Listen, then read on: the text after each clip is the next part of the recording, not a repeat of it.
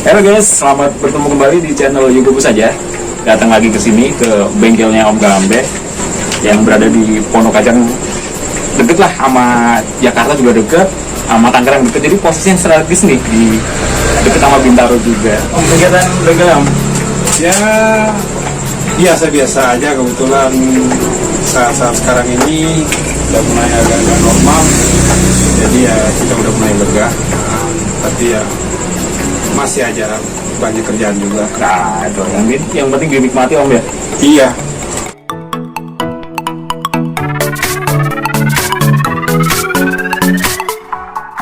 Maksudnya membawa sepeda di kapal, jika turun ke darat, sepeda, seperti itu.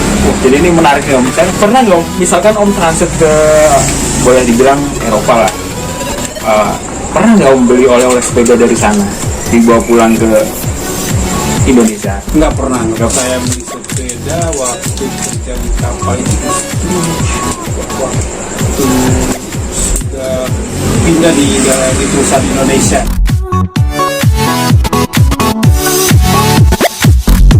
Wahara Palm kalau nggak salah, itu yang pernah saya pakai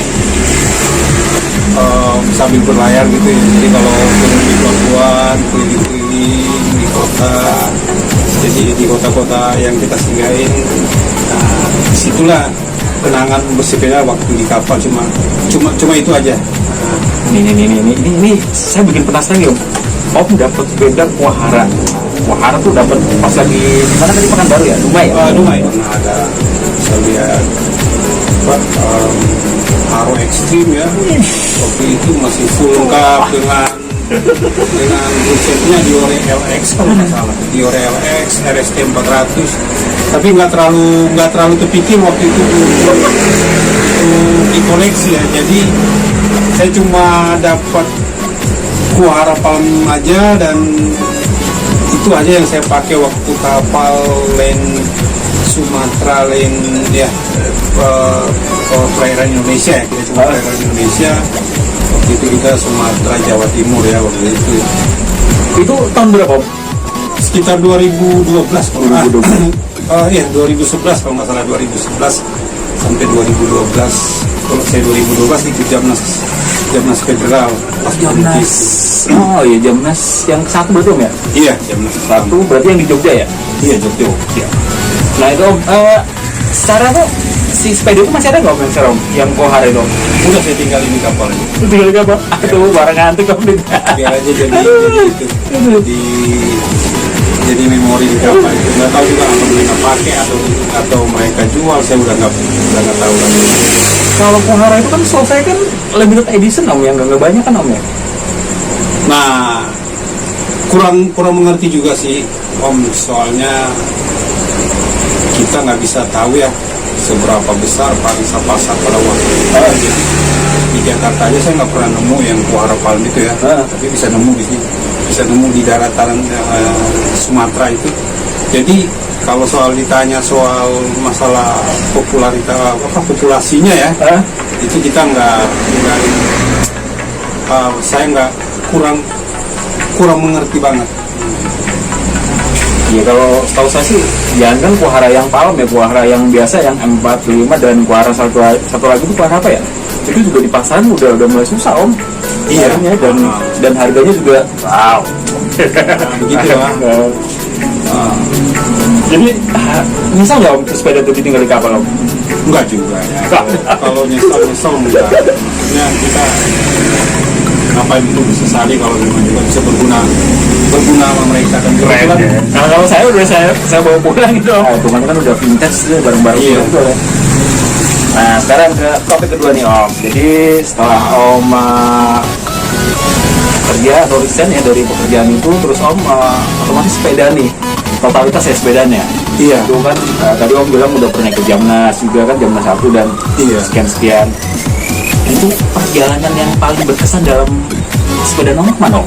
Yang paling berkesan itu waktu saya touring long distance ya, touring jauh, Jakarta Manado ya. Jakarta Manado, kurang lebih 3.000 kilo ya, 2.900 kalau nggak salah. 2.900 guys. Itu yang sangat berkesan, memakan waktu sekitar 43 hari. Nah, kita bertiga, si Wawa sama Hakam Maburi. Hakam Maburi yang sekarang lagi ke Afrika ya? Iya. Aduh, keren. Orang lama nih, orang lama guys. Sempat touring sama-sama di Trans Sulawesi ya. Kebetulan dia, Hakam itu dia nyebrang dari Palu ke Kalimantan. Saya sama si Wawan Nakamura lanjut ke Manado dan finish di Manado. Bertiga tuh finish di Manado. Iya. Keren. Itu aja yang paling berkesan, dan waktunya yang boleh dibilang ya sangat tepat, punya waktu yang sepanjang itu untuk sebuah perjalanan touring sepeda ya. Berapa? 40 hari ya? Kurang lebih 43 hari. 43 hari. Itu kita ngambil jalur barat ya, jalur barat. Jadi boleh dibilang kebetulan infrastrukturnya itu masih baru, yang masih bagus. Jadi ya boleh dibilang enak lah untuk dilalui sepeda, dan welcome banget ya kalau Sulawesi. Gini Om, sekarang kan otomatis kan Om udah kalau saya bilang udah sukses ya, udah punya bengkel begini. Ya, amin kalau memang udah sukses. Terima Saya lihat kasih. dari toolnya kan keren banget ya guys. Toolnya lihat sendiri nih. Nih, Om udah dengan kesuksesan kayak gini, terus kepikiran nggak ingin jalan lagi gitu Om sama? Masih. Cuma ya memang dalam satu momentum untuk touring sepeda itu semua bisa ya, semua orang bisa. Tetapi dalam satu momentum untuk touring sepeda itu yang nggak bisa dan sangat sulit pada semua orang itu adalah waktu. Nah itu dia. Tidak semua orang punya Tidak waktu. semua orang punya waktu. Nah, kalau soal dana, duit itu gampang, Bisa dicari. tapi kalau waktu sangat sulit. Jadi ada lah yang namanya keinginan seorang pesepeda pasti untuk melakukan perjalanan itu pasti ada Om ya. Masih tetap. Masih tetap. Nah, jadi kan, sekarang nih poin ketiga nih, ini dari inti dari obrolan kita ini sebenarnya nih toolkit ini Om. Kita mau bahas toolkit ini. Kalau saya lihat kan ya, Sambil bingung. silakan Om, silakan. Toolkit ini kan keren nih Om. Pak tool ini kan wow. Balik ke putar. Oh iya. Itu kan keren itu. Pak tool itu kan otomatis kan wow dengan harga yang Iya. itu memang obsesi pengen punya seperti ini Om. Pada waktu urus sepeda itu awalnya sekalian dagang pas komunitas ya, karena waktu itu dalam komunitas touring lagi rame-ramenya, rame bumi ya, yang artinya bisa gampang dapat parts touring ya. Ada link lah kesannya ya. Link, saya coba untuk serve ke komunitas ya, dan ternyata itu berkembang. Dan dari situ berkembang, dan ya ini basicnya udah ada, terus ketambahan dari kecil udah seneng sepeda, jadi cepet nguasain lah gitu Om ya. iya udah pasti. Jadi kan tool gini, kalau misalkan saya mau minta Om jelasin satu persatu gimana? Oh boleh. Waktunya panjang. Ya, memang pasti sangat panjang kalau dijelaskan, tapi secara garis besarnya juga bisa. Ini Om, saya minta tolong dijelasin ini fungsinya apa dan sistem kerjanya gimana Om kalau yang ini? Ya seperti ini kan kunci torsi ya, untuk biasanya kita gunakan untuk di bottom bracket, BB atau pengencangan baut yang tinggi ya, yang mencapai 30 Nm atau 20 Nm. Nah kita coba pakai kunci torsi biar lebih presisi ya. Nah ya seperti itulah perkembangan di dalam bengkel profesional ya. Jadi ya mohon maaf ya kalau pernah ada yang tersinggung dengan kita menggunakan kunci rugi seperti ini, pernah dibilang kita terlalu pamer, ya itu sesuai dengan selera bengkel masing-masing. Sorry, itu fungsinya buat BB ya? Cuman buat BB Om? Hampir semua, tapi kan ini untuk torsi yang besar kan di atas 20 Nm ya.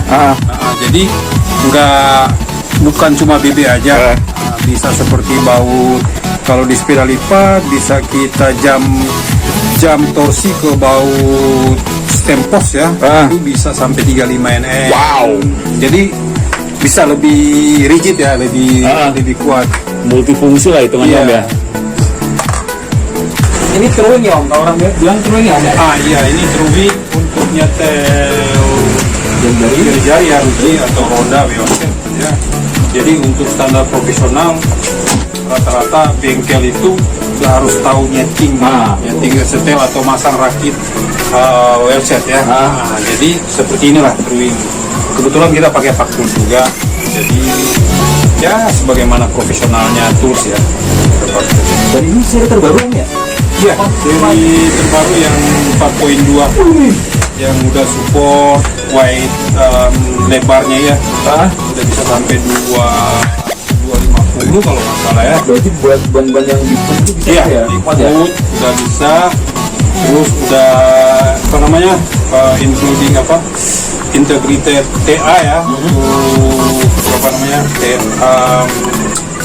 tas yang udah through Excel ya. Jadi udah nggak pakai perlu lagi adaptor. Kalau seperti yang seri lama itu Harus ada adaptor ya? pakai adaptor lagi. Kalau ini udah terintegrasi dia ya sampai TA 25 12.5. Nah ini om, ini kalau maaf nih, kalau di rupiah berapa rupiah om? Waduh, lumayan.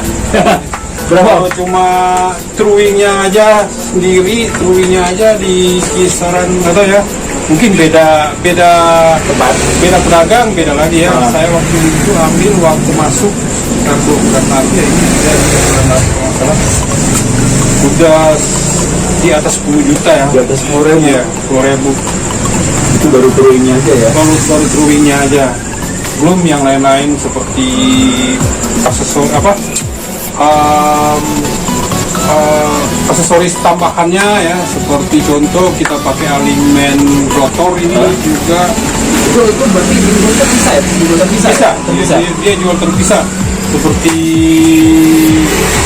apa spok tensioner gitu ya, untuk pengukuran tegangan jari-jari ya. Kebetulan kita pakai yang Cina punya aja. Ini namanya apa? Spok tensioner. Tensioner ini buat ketegangan jari-jari tadi buat? Iya, untuk ukur ketegangan jari-jari, balance jari-jari juga ya. Tapi saya lebih pada ke balance dan tekanan tekanan jari-jari ya. Tegangan jari-jari, sorry maaf. Dan ini beda sama ini, maksudnya bukan satu paket ya? Bukan, beda. Terpisah ya? Bisa-bisa. Kalau satu paket ini?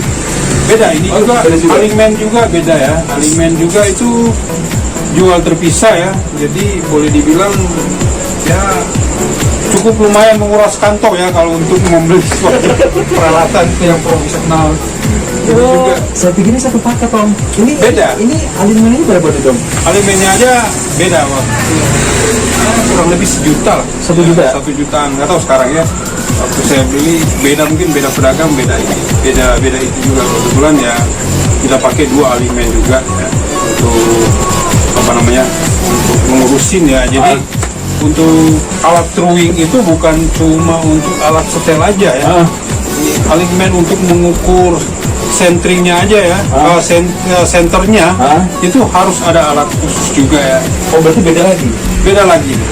Jadi banyak yang orang berpikir, oh kita udah turun udah lurus, bullshit ya. Karena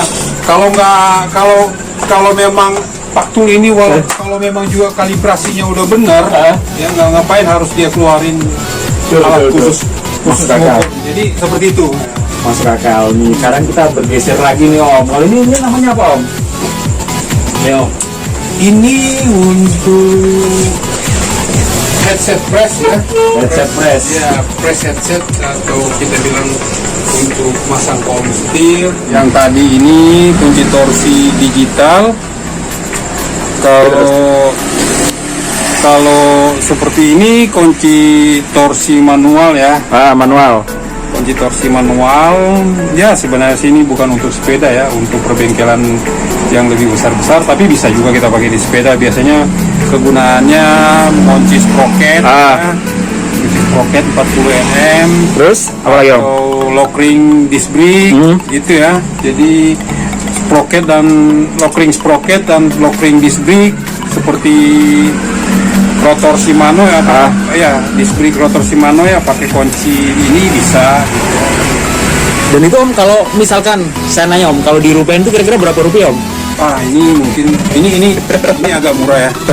Cuma 100 ya, kurang lebih enggak sampai 200 ya. Nggak sampai 200.000 ya? Kalau yang kunci digital ini lumayan mahal ya. Saya beli dari Cina ya. Ah, berapa dong? Saya beli dari Cina sampai ke Indonesia 2 juta lebih. Wow, itu Masing-masing punya spesifikasi ukuran BB ya. Ada yang sama kayak ini HT2 sama 3 ini bisa HT2. Layaklah untuk soal tarif penggunaan pengerjaan bottom bracket ya. Sekarang ada yang bilang mahal ya, sesuai dengan ini tola ya. ya, sesuai dengan toolsnya, semahal yang kita siapin toolsnya seperti itu. Dan BB itu juga kan harganya nggak murah om. Itu kan BB aja tuh saya pernah browsing paling murah ada yang sampai 600-an ya. Ada BB-nya aja. sampai yang jutaan. Tuh kan, Bang? Ada. Wajar lah. Jadi sewajar-wajarnya juga kita harus siapin kunci-kuncinya, dan kunci-kuncinya juga kunci-kunci pendukung juga bukan murah. Seperti contoh kunci torsi seperti seram dap itu harus pakai torsi loh. Karena dia memang diukur sesuai torsi dan presisinya seperti yang tertulis di cranknya gitu. Terus kalau yang buat Octalink itu yang mana om? Ada Octalink itu ada kita taruh di dalam. Octalink itu hitungannya BB1 om ya? Iya, BB Octalink namanya. Octalink ada Octalink. Oh itu Octalink. Octalink seperti ini Octalink. Hampir sama kok sama BB kotak ya. Memang ada pinnya sendiri. Karena kan kalau setahu saya itu di pasaran tuh orang nyari BB Octalink kan susah om, apalagi sampai kalau botnya hilang juga susah. Iya, BB Octalink memang sekarang BB Octalink itu udah rada susah. Oh dia hampir sama kunci ini nih. Iya. Warnanya ya. Octalink ini guys kayak gini nih susah nyarinya guys. Kita mau ngebengkel dengan profesional tools itu harus lebih pada persiapan ya, terutama ya budgetnya kan harganya tahu sendiri guys. Iya. Tapi di situ lah nilai jual kita di situ om ya. Iya, jadi nanti itu disesuaikan dengan standar service kita. Jadi kurang lebih kayak tadi guys ya. Sebenarnya masih banyak nih yang akan saya tanyakan sama Om Ferdinand ini. Sebenarnya karena keterbatasan waktu guys ya. Jadi next time disambung lagi dengan yang lainnya yang lebih spesifik, dia lagi bongkar apa, kita liatin, kita dari awal pengerjaan dan sampai selesai, dan kita liatin. Sengaja saya bikin penasaran gitu. Oke guys, terima kasih banyak sudah setia di channel ini. Jangan lupa like dan subscribe.